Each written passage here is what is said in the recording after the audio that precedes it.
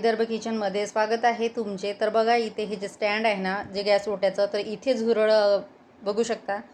तर या कोपऱ्यामध्ये जे की वरती कडप्पा आहे आणि खाली लोखंडी स्टँड आहे, तर त्याच्या गॅपमध्ये हे झुरळ राहायचे, पण इतकं माझं लक्ष गेलं नाही। 8 दिवसाआधी हे मी साफ केलं, पण इथे इतकं बघितलं नाही आणि भरपूर असे झुरळ झालेले होते। तर आज मला ते दिसले, काहीतरी काढायला गेली आणि अचानक लक्ष गेलं तर ते मला झुरळसे चालल्यासारखे वाटले। मग म्हटलं चला हे सगळं क्लीन करून घेऊया। आणि मग मी रात्री जेव्हा दिसले मला तेव्हाच तिथे डांबराच्या गोळ्या ठेवल्या, पण तरी काही इतके गेले नाही ते, पण बऱ्यापैकी त्याच्या वासाने ते बाहेर निघाले, पण अजूनही त्या गॅपमध्ये आहेत। तर हे मला सगळं क्लीन करायचं होतं, सगळे भांडे काढून घेतले आणि म्हटलं चला हे सगळं क्लीन करूया। आणि असं म्हणतात की जिथे लोखंड जास्त असतं, लोखंडी वस्तू, तर त्या ठिकाणी झुरळ जास्त असतात। आता हे मला तरी मालूम नाही, पण माझ्या त्या शेजारच्या ताई बोलल्या अशा। आणि मी सारखी 8 दिवसापासून इकडे तिकडेच बघायची की नेमके कुठे राहतात, कारण कोठीमध्ये राहायच्या आधी पण तिथे पण नव्हते, मिक्सरच्या खाली तिथेही नाही दिसायचे, आणि इथे याच्या खाली भांडेगी बघितले तिथे पण नाही। आणि मग लक्षात आलं की इथे होते ते, आणि 8 दिवसापासून तेच सुरू आहे, रोज ते बघणं काढणं। तर रूममध्ये कोणी नसलं, रूम बंद असली की झुरळ बरोबर फरशीवर दिसायचे, आणि जर लाईट वगैरे चालू केला की लगेच ते गायब व्हायचे। नेमके कुठून येतात हेच लक्षात येत नव्हतं। म्हटलं चला आता काहीतरी उपाय करूया। तर याच्यासाठी मी एक उपाय केलेला आहे, शॉर्ट व्हिडिओ लवकरच येईल, त्यावर तुम्ही बघू शकता। आणि खरंच या उपायाने बऱ्यापैकी झुरळ कमी झाले। तर बरेच झुरळ ही जी खिडकी आहे ना, इथे पण जी ज्या साईडला बंद आहे त्या साईडमध्ये पण ते आहेत, कारण तिथे पण थोडं लोखंड आहेच। तर तिथे पण मी कापूर ठेवलेला आहे, आणि आता सगळं क्लीन करणार आहे, ती खिडकी क्लीन करणार आहे, आणि हा जो ओट्याखालचा भाग आहे तो पण सर्व। आणि याच भागामध्ये बाकी कुठेच नाही, कारण किचनमध्ये सगळं आवरलेलं आहे, साफसूफ केलं आहे, आणि रोज मी बघते डबे बाजूला करून पण कुठेच दिसत नाही, आणि ते मला आज इथे दिसले आणि भरपूर असे होते। आता ते झाडल्यानंतरही कमीत कमी 8 ते 10 बाहेर निघाले, आणि म्हटलं चला ह्या गोळ्या सर्व ठेवून द्यायच्या, ते पुसून घ्यायचं सर्व, कारण 1-2 जरी झुरळ झाले ना तर मग खूप वाढतात असं बोलतात। म्हटलं ते सगळं काढून घ्यायचं, आणि इथे असं वाटते की डबे नकोच ठेवायला, खालीच ठेवायचं, पण मग पुन्हा प्रश्न येतो की इतके डबे ठेवायचे कुठे। नाही म्हटलं तरी बरंच सामान इथे ठेवल्या जाते। तर त्यापेक्षा म्हटलं आता 8 दिवस आता हाच उपाय करायचा। आणि आता हा व्हिडिओ आहे शनिवारचा, जो की तुम्हाला आज बघायला मिळेल, आणि 2-3 दिवसामध्ये बऱ्यापैकी झुरळ कमी झालेले आहे। तर व्हिडिओ टाकायला थोडा लेट झालेला आहे, कारण काल व्हिडिओ आला नाही माझा, त्यामुळे। तर बघू शकता हे सगळं क्लीन केलं इथलं, आणि ह्या डांबराच्या गोळ्या आणि कापूर आणलेला आहे। हा कापूर भीमसेनी कापूर आहे, पण मी हा कापूर वापरणार नाही, कापराच्या वळ्या आहेत त्या वापरणार आहे, आणि याचा पावडर करून तो झुरळासाठी मी यूज करणार आहे, जे की औषध आणण्यापेक्षा म्हटलं घरगुती उपायच केलेला बरा। थोडा रूमचा वास येतो, पण ठीक आहे, जर झुरळ निघत असतील आपल्या घरातले तर तेवढा वास सहन करायलाच पाहिजे। त्यानंतर हा व्हिडिओ आहे नेक्स्ट डेला। तर इथे हे जे झाड होतं बांबू प्लांटचं ते धुवून घेतलं, जो पॉट होता तो धुतलेला, कारण पाणी लगेच संपतं त्यातलं, 3 ते 4 दिवसामध्ये लगेच पाणी बदलवावं लागतं ते। आणि हाच विचार करते गावाला गेल्यानंतर कसं होईल, कारण पूर्ण पाणी संपलं आणि झाड घरातच असतं ते, तर मग काय होईल। तर त्यासाठी पण आता एक उपाय शोधून काढला मी। त्यानंतर इथे नाश्त्याची तयारी, तर नाश्त्यामध्ये करणार आहे मिक्स कडधान्याची उसळ। तर इथे सकाळी गंजामध्ये थोडं शिजवून घेतलं, साधारणतः 5 मिनटं थोडं मीठ टाकून, कारण त्यामध्ये चवळी आहे आणि ती शिजायला वेळ लागते, त्यामुळे म्हटलं चला थोडं शिजून घेऊया। मूग आणि मटकी तर लवकर शिजल्या जाते, पण चवळी मग शिजत नाही, आणि मग मुलगी खायला बघत नाही, तिला चांगली शिजलेली असते तर बरं असते।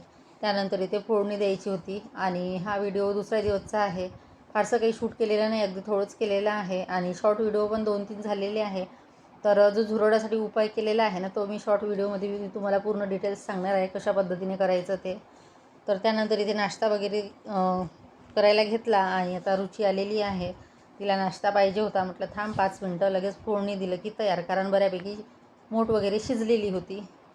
आणि घरामध्ये असे झुरळ कॉक्रोच झाले ना तर खूप असं किळसवाणं वाटतं, का कुणास ठाऊक।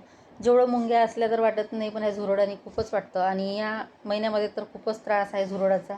आधी वाटलं की बाजूला काम चालू आहे कदाचित त्याच्यामुळे असेल, पण नाही, ते इथेच तयार झाले, 1-2 होते तर ते जास्तच झाले, आणि दारातूनही येण्याची काही शक्यता नाहीच आहे। तर आता ठीक आहे, घरगुती उपाय केला होईल कमी, आणि बऱ्यापैकी कमी झालेले आहे। आता थोडेफार आहे तर ते पण होतील, कारण संध्याकाळी पुन्हा दारं खिडक्या बंद असलं, पॅक रूम असली की झुरळांना ती वास सहन होत नाही कापूर आणि डांबराच्या गोळीची, तर ते मरून जातात। पण सकाळी मग ते मला मेलेले तर दिसले नाही, पण तरी दिसत नाहीच अजिबात। तर ठीक आहे. त्यानंतर इथे देवपूजा करायची होती. म्हटलं चला पूजा करून घेऊया आणि हा रविवारचा व्हिडिओ आहे. तर पूजा वगैरे आटपून घेतली की नंतर स्वयंपाकाची तयारी. आणि आता इतकी गरमी होत आहे ना, तर काय सांगायचं, भयानक अशी गरमी होत आहे. म्हणजे असं वाटते की लवकर लवकर कामं करायचं आणि कूलर लावून कूलरपुढे बसायचं.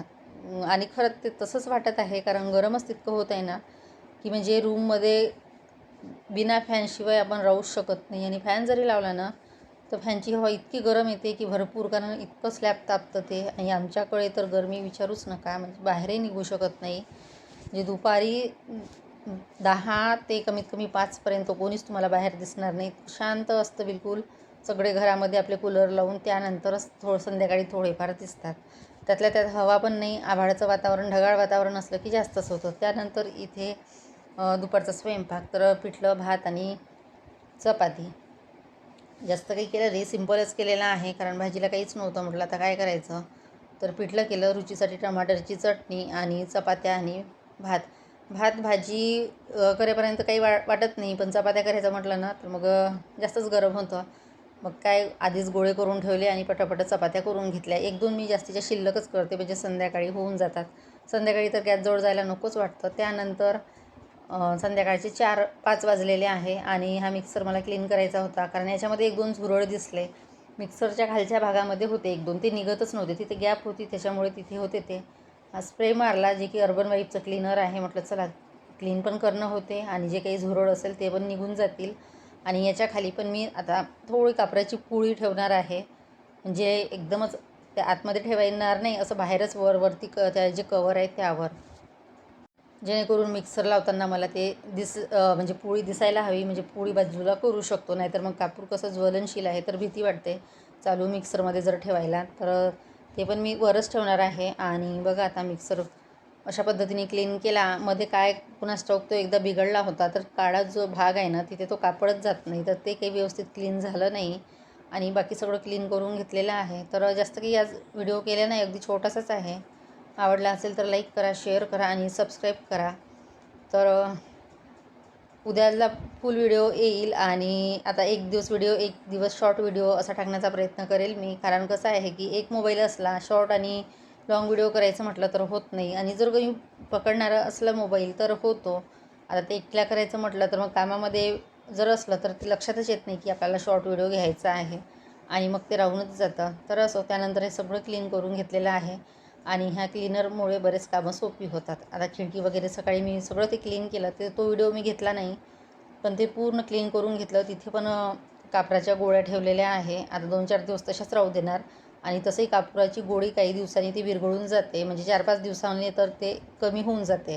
तर तिथले पण झुरळ निघालेले आहे. आणि तिथे जे काही म्हणजे स्वयंपाक करतो थोडंफार सांडते, जसं की भाजी शेंगी काही उडाली तर ते पण सगळं काढून घेतलं आणि स्वच्छ केला. त्याचा पण एक शॉर्ट व्हिडिओ केलेला आहे मी, कशा पद्धतीने स्वच्छ केला. लवकरच येईल. चला मग इथेच व्हिडिओला एंड करते. Bye bye.